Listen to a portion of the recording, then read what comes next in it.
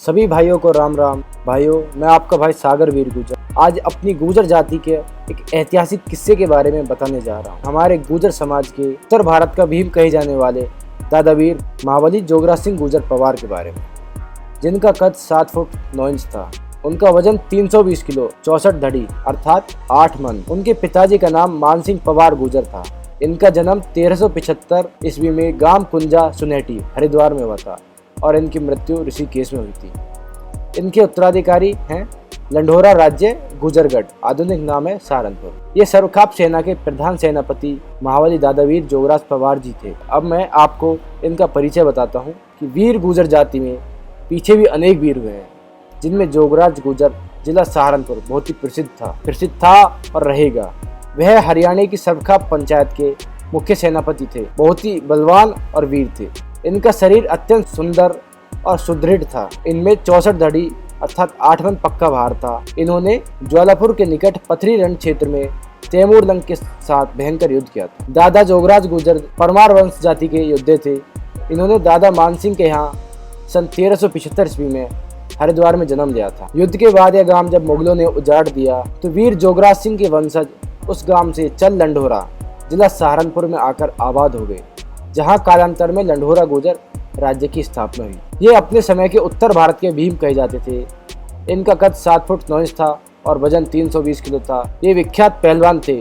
इनकी दैनिक खुराक 4 सेर अन्न, 26 फल, 1 सेर गऊ का घी और 20 सेर गऊ का दूध। इनके नेतृत्व में ही खाप सेना की महिला विंग की पास सेनापति थी। दादी रानी रामप्यारी गुजरी, दादी रानी हरदेई जाट, दादी रानी देवी कौर, दादी रानी चंद्रो ब्राह्मण और दादी रानी रामदेव त्यागी। इन सभी ने देश रक्षा के लिए शत्रु से लड़कर प्राण देने की प्रतिज्ञा कर ली थी। दादा जोगराज जी के नेतृत्व में बनी 40,000 ग्रामीण महिलाओं को युद्ध विद्या का प्रशिक्षण व निरीक्षण का जिम्मा रामप्यारी चौहान गुजरी व इनके 4 सहकर्मियों को मिला था। इन 40,000 महिलाओं में गुजर, जाट, अहीर, हरिजन, वाल्मीकि, त्यागी तथा अन्य वीर जातियों की वीरांगनाएं भी थी। इस महिला सेना का गठन इन पांचों ने मिलकर ठीक उसी ढंग से किया था जिस ढंग से सेना का होता था। अब मैं आपको बताऊंगा दादा जोगराज सिंह की एक ओजस्वी भाषण के बारे में। उन्होंने अपने भाषण में कहा था, वीरों, भगवान कृष्ण ने गीता में अर्जुन को जो उपदेश दिया था उस पर अमल करो।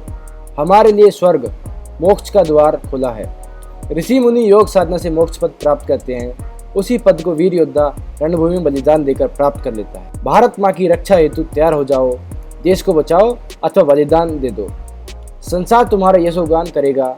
आपने मुझे नेता चुना है, प्राण रहते रहते पग पीछे नहीं हटाऊंगा।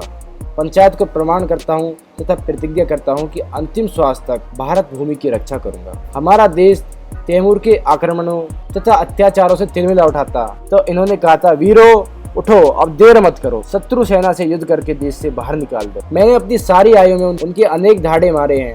आपके सम्मान देने से मेरा खून उबल उठा है। मैं वीरों के सम्मुख प्रण करता हूँ कि देश की रक्षा के लिए अपना खून बहा दूंगा तथा सर्वखाप के पवित्र झंडे को नीचे नहीं होने दूंगा। मैंने अनेक युद्धों में भाग लिया है तथा इस युद्ध को मैं अपने प्राणों का बलिदान दे दूंगा। यह कहकर उन्होंने अपनी जांग से खून निकालकर खून के छींटे दे दिए और म्यान से बाहर अपनी तलवार निकालकर कहा, यह शत्रु का खून पिएगी और म्यान में नहीं जाएगी। इस वीर योद्धा धोला के भाषण से पंचायती सेना में जोश एवं साहस की लहर दौड़ गई थी और सबने जोर जोर से मातृभूमि के नारे लगाए। यह भाषण सुनकर वीरता की लहर दौड़ गई। 80,000 वीरों, 40,000 वीरांगनाओं ने अपनी तलवार को चूमकर प्रण किया कि हे सेनापति, हम प्राण रहते रहते आपकी आज्ञा का पालन करके देश रक्षा हेतु बलिदान हो जाएंगे। और तैमूर के खिलाफ ये लड़ाई दादा जोगराज जी के नेतृत्व में ही हुई थी। सूरत मैदान जंग पंजाब को उजाड़कर और दिल्ली को तबाह करके अब तैमूर लंग ने अपनी टिड्डी दल की तरह चलने वाली फौज का मुंह जाट गुर्जर बाहुल्य क्षेत्र मेरठ हरिद्वार की तरफ कर दिया था। यहाँ महाबली जोगराज सिंह पवार और यहाँ पर हमारे दादाजी महाबली जोगराज सिंह पवार के नेतृत्व में सेना इस राक्षस के मान मर्दन के लिए पहले से ही विविध तैयार हो चुकी थी। तैमूर लंग ने अपनी बड़ी संख्यक एवं शक्तिशाली सेना, जिनके पास आधुनिक शस्त्र थे, इस क्षेत्र में तैमूरी सेना को सेना ने दम नहीं लेने दिया। दिन भर युद्ध होते रहते थे। रात्रि को जहाँ तैमूरी सेना ठहरती थी वहीं पर सेना गुरिल्ला धावा बोलकर उनको उखाड़ देती। वीर देवियां अपने सैनिकों को खाद्य सामग्री एवं युद्ध सामग्री बड़े उत्साह से स्थान स्थान पर पहुंचाती थी। शत्रु की रसद को ये वीरांगनाएं छापा मारकर लूटती। आपसी मिलाप रखवाने तथा सूचना पहुंचाने के लिए 500 घुड़सवार अपने कर्तव्य का पालन करते थे।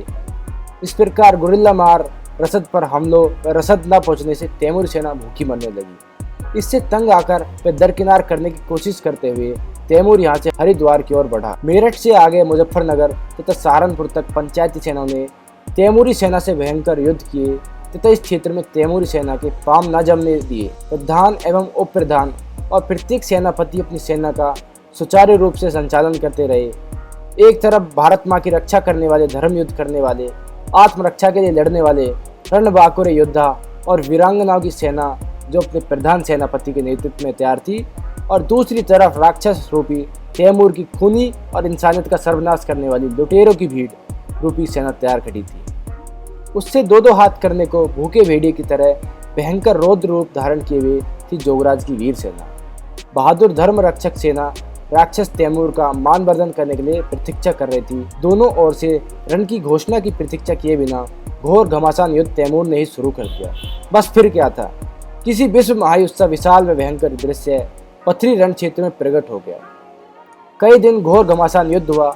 हरिद्वार से 5 कोस दक्षिण में तुगलकपुर पथरीगढ़ ज्वालापुर में पंचायती सेना ने तैमूरी सेना के साथ 3 घमासान युद्ध किए। सेना के 2500 वीर योद्धा सैनिकों के साथ तैमूर के घुड़सवारों के बड़े दल पर भयंकर धावा बोल दिया, जहां पर तीरों तथा भालों से घमासान युद्ध हुआ। इसी घुड़सवार सेना में तैमूर भी था। हरबीर सिंह ने आगे बढ़कर शेर की तरह दहाड़कर तैमूर की छाती में भाला मारा, जिससे वह घोड़े से नीचे गिरने वाला था कि उसके एक सरदार खिजर ने उसे संभालकर घोड़े से अलग कर दिया। उसी समय प्रधान सेनापति दादा जोगराज सिंह जी ने अपने 22,000 मल्ल योद्धाओं के साथ शत्रु की सेना पर धावा बोलकर उनके 5,000 घुड़सवारों को काट डाला और मौत के घाट उतार दिया। जोगराज सिंह जी ने स्वयं अपने हाथों से अचेत हरबीर सिंह को उठाकर यथास्थान पहुंचाया, परंतु कुछ घंटे बाद वीर योद्धा वीरगति को प्राप्त हो गया। दादा जोगराज सिंह जी को इस योद्धा की वीरगति से बड़ा धक्का लगा। युद्ध के कई मोर्चों पर वीरता से आगे बढ़ते हुए एक जगह पर हरिद्वार के जंगलों में तैमूरी सेना के 2805 सैनिकों के रक्षा दल पर उप प्रधान सेनापति धूला धाड़ी वीर योद्धा ने 190 अति बहादुर सैनिक के साथ धावा बोल दिया। शत्रु के काफी सैनिकों को मारकर ये सभी 190 सैनिक एवं धूला धाड़ी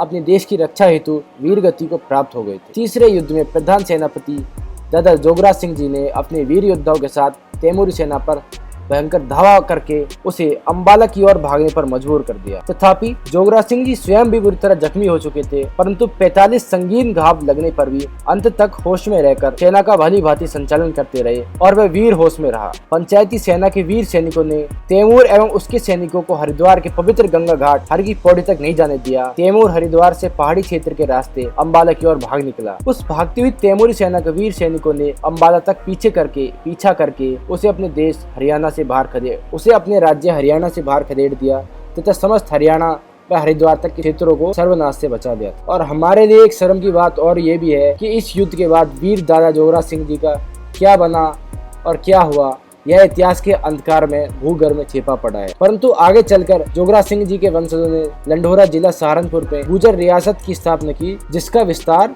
सहारनपुर से करनाल तक हुआ। 19वीं सदी तक सहारनपुर को गुजरगढ़ कहा जाता था।